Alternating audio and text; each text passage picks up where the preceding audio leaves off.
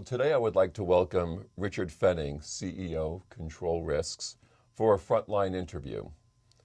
Based at corporate headquarters in London, Richard oversees Control Risks' 30 global offices, where he leads an international team focused upon assisting multinationals to assess, plan, and manage their operations in some of the most volatile regions. Richard joined Control Risks in 1993 as head of their New York office, and in 2001 was appointed Chief Operating Officer.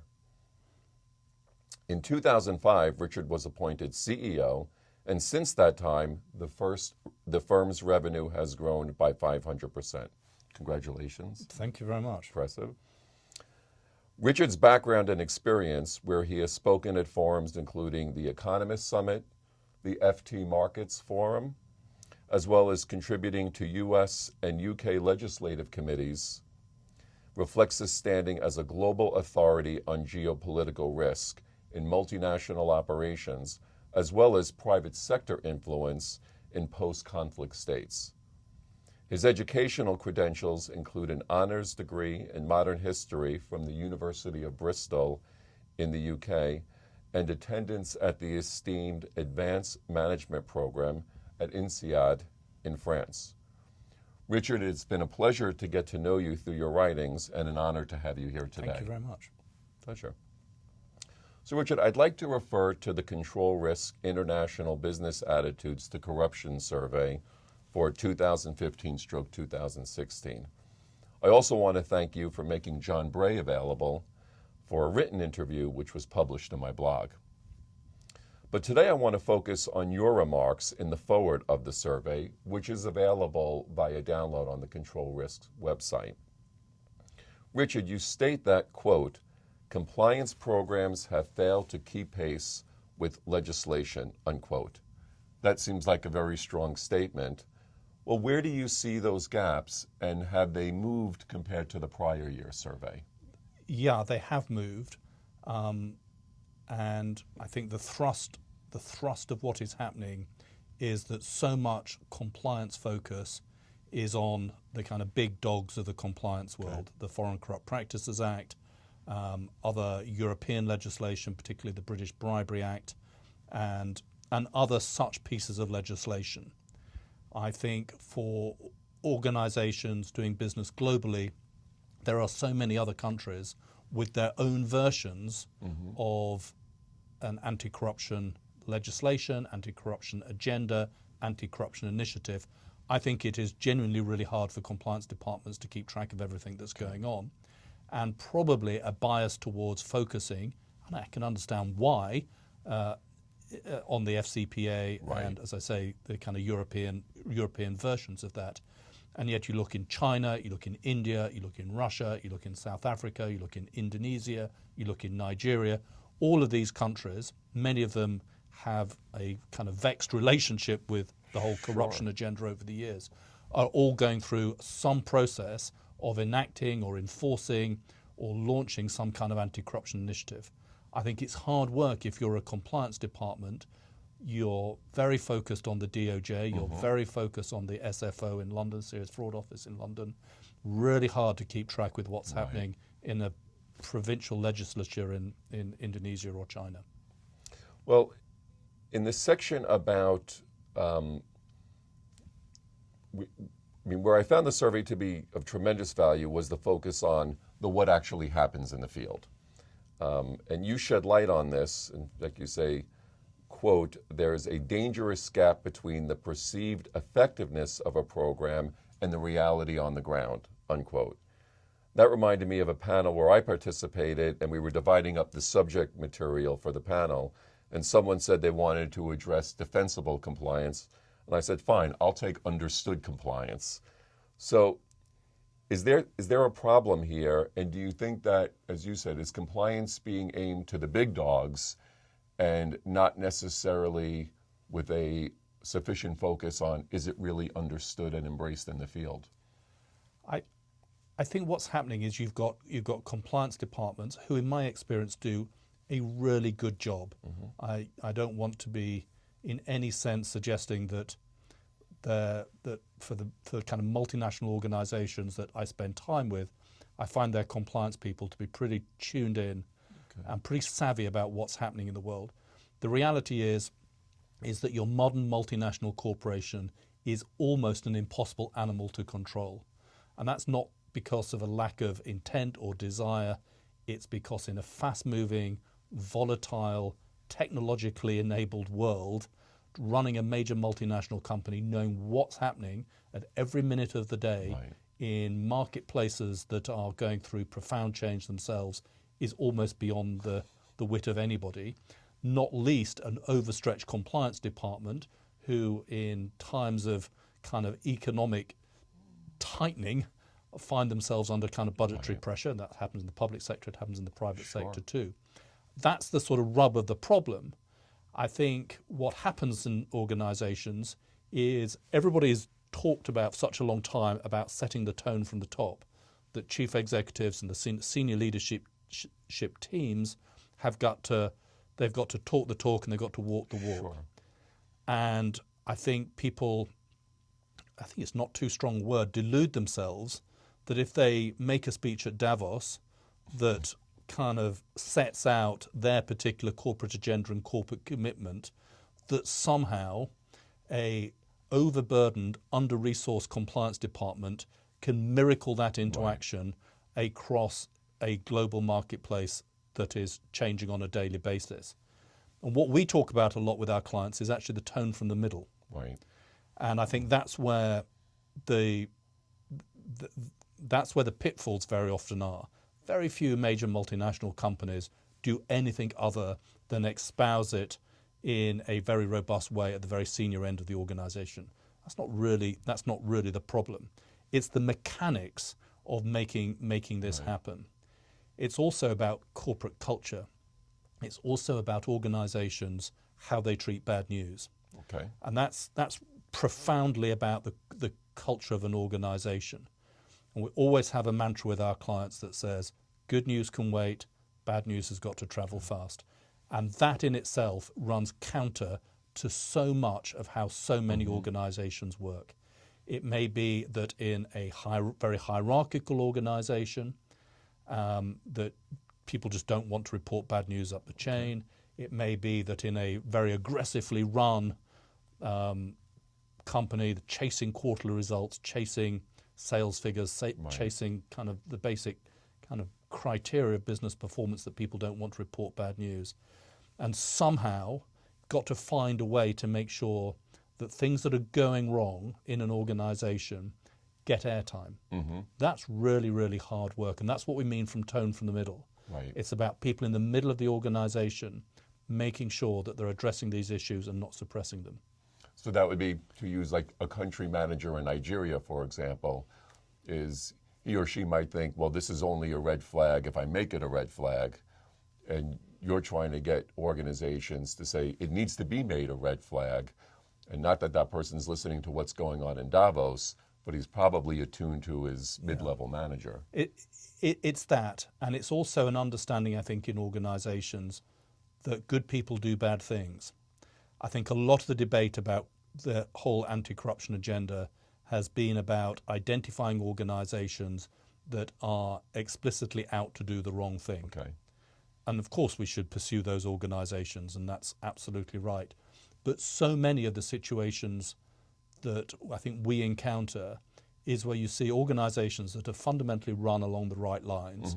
You see individuals who are decent human beings who want to do the right thing.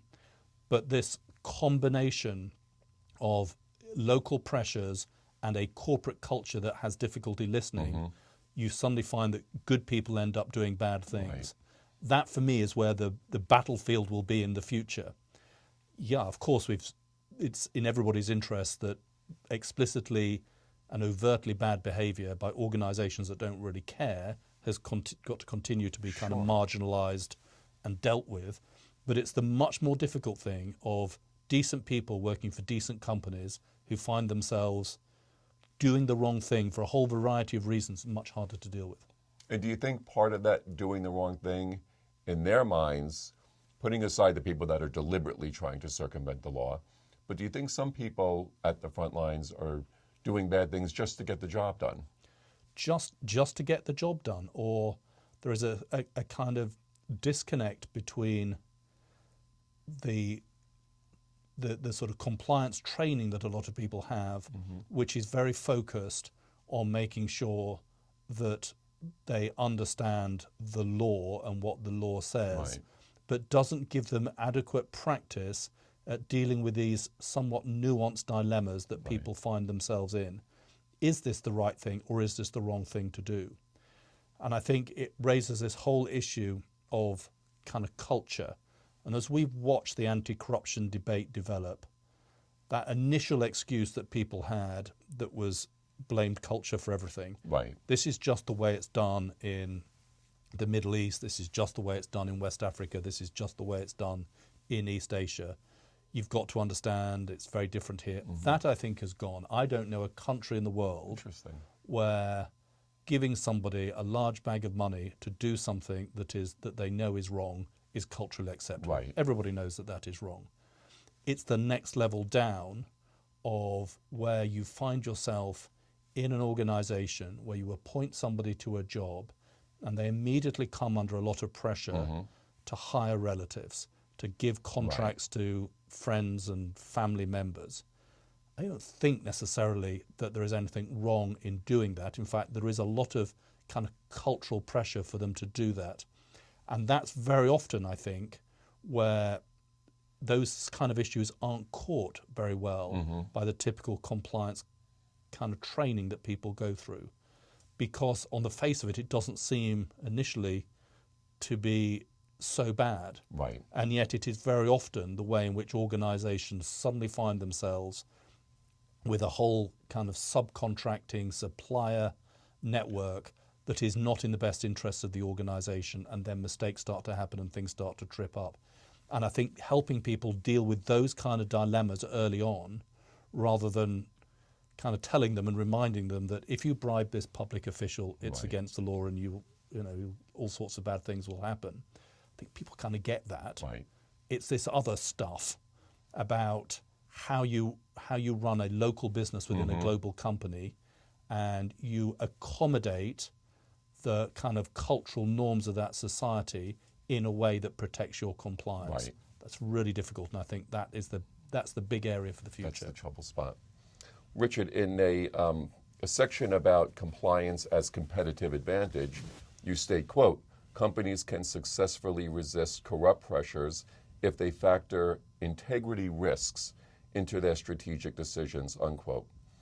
I sometimes share that when risk is not built into business strategy, then isn't compliance left to catch falling knives, so to speak? But from your experience, might that mean a reduction or reforecasting of growth? And do you see companies as really taking that seriously from the viewpoint of addressing corruption risks strategically before boots hit the ground?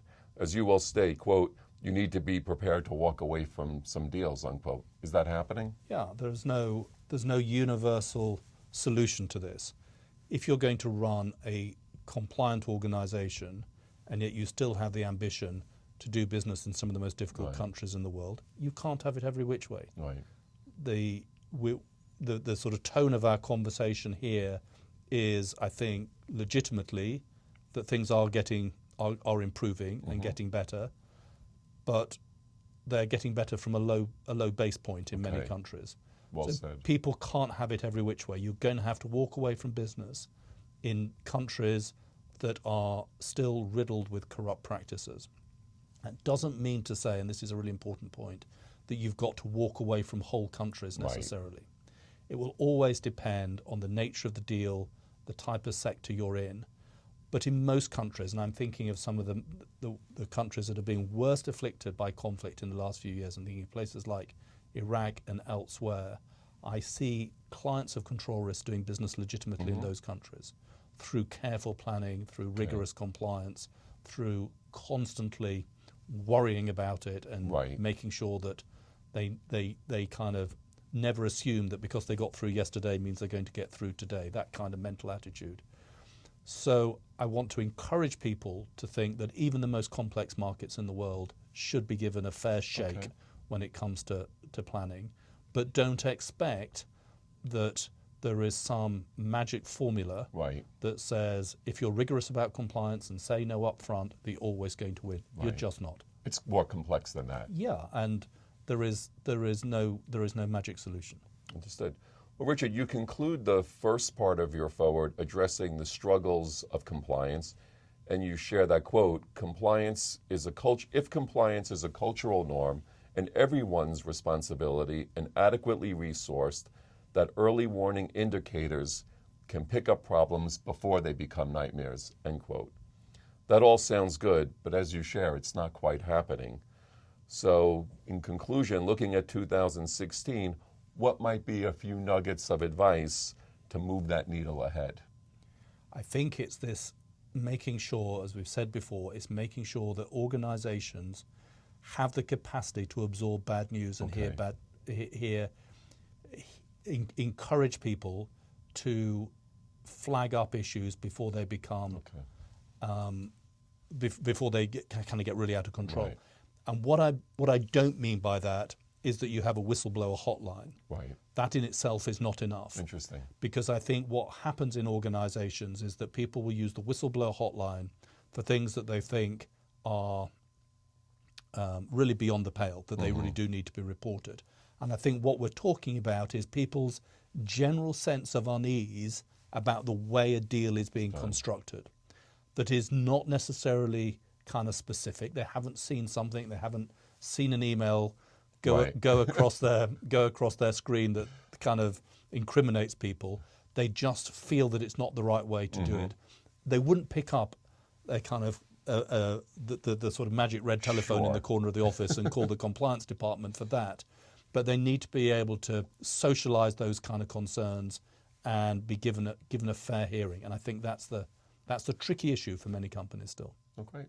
Well, thank you for part one, and we'll look forward to continuing the conversation. Thank you. Thank you.